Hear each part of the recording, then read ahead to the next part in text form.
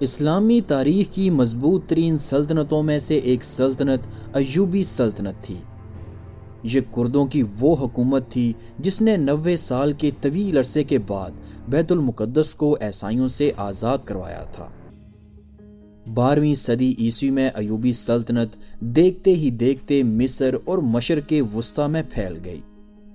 ایوبی سلطنت کے بانی سلطان صلاح الدین ایوبی تھے کہ جنہوں نے اس عظیم سلطنت کی بنیاد رکھی، اور انہوں نے اپنے والد نجم الدین ایوبی کے نام پر اس سلطنت کا نام ایوبی سلطنت رکھا۔ سلطان نور الدین زنگی کی وفات کے بعد سلطان صلاح الدین ایوبی نے سلطان ہونے کا اعلان کیا، اور یوں اس عظیم سلطنت کی شروعات ہوئی۔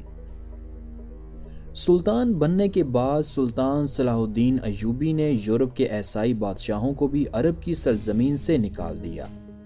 سلطان نے اسلامی تعلیم کو عام کرنے کے لیے مدرسے تعمیر کرائے اور تجارت کو بھی باہم عروج تک پہنچایا۔ اس سلسلے میں مسلمانوں نے یورپ کے ساتھ تجارتی معاہدے بھی کیے۔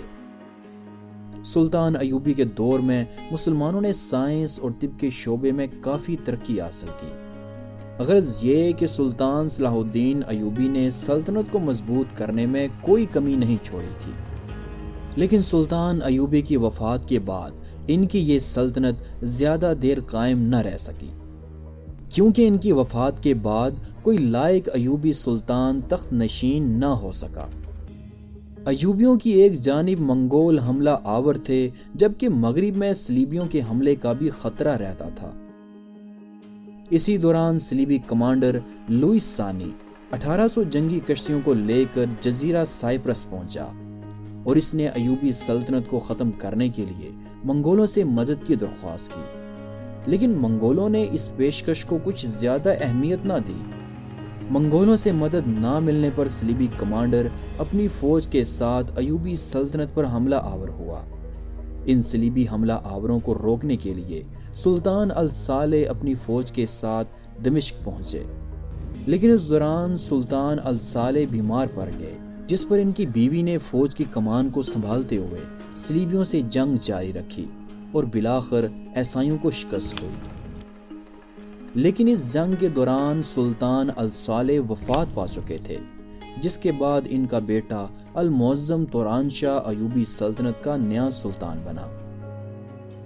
مملوک جنرلز نے عیسائیوں کے خلاف جنگ میں سلطان الصالح کا ساتھ دیا تھا، لیکن نئے سلطان المعظم نے مملوک جنرلز کو اس کے عہدے سے ہٹا دیا، جس سے ان کے خلاف مملوکوں نے بغاوت کی، اور اس بغاوت کے دوران ہی 1251 عیسوی کو سلطان توران شاہ کو قتل کر دیا گیا۔ مملوک جنرل عز الدین ایبک نے نئے سلطان اشرف ثانی کے خلاف جنگ کرتے ہوئے پورے مصر پر قبضہ کر لیا۔ 1251 عیسوی کے آخر میں ایوبی سلطان الناصر یوسف نے اپنی پوری طاقت کے ساتھ مملوکوں کے خلاف جنگ جاری رکھی، لیکن سلطان الناصر کو اس جنگ میں شکست ہوئی۔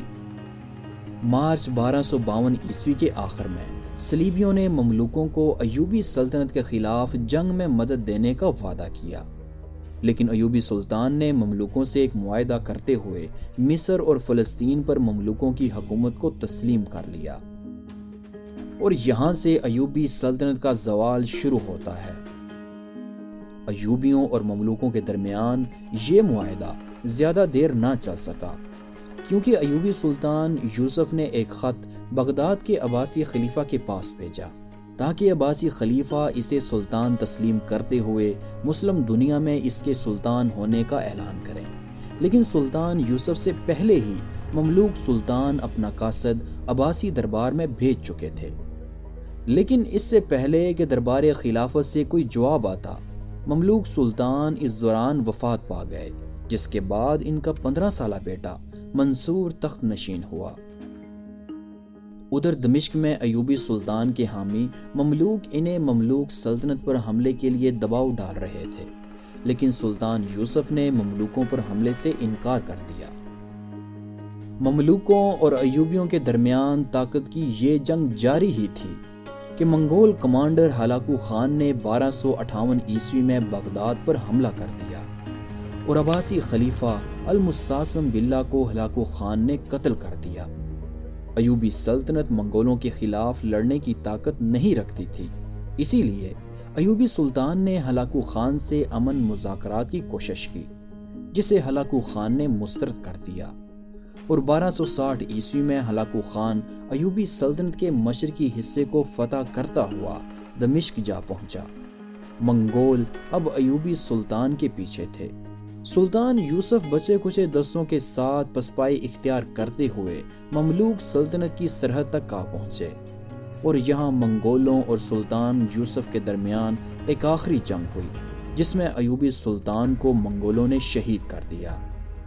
1260 عیسوی میں مملوکوں نے سیف الدین قدس کو نیا مملوک سلطان بنایا، جنہوں نے منگولوں کو عین جالوت کے مقام پر ذلت آمیز شکست سے دوچار کیا، جس کے بعد جلد ہی مملوکوں نے مشرق وسطیٰ پر قبضہ کرتے ہوئے منگولوں کو نکال باہر کیا، اور یوں سلطان صلاح الدین ایوبی کی بنائی ہوئی عظیم سلطنت ایوبی سلطنت کا اختتام ہوا۔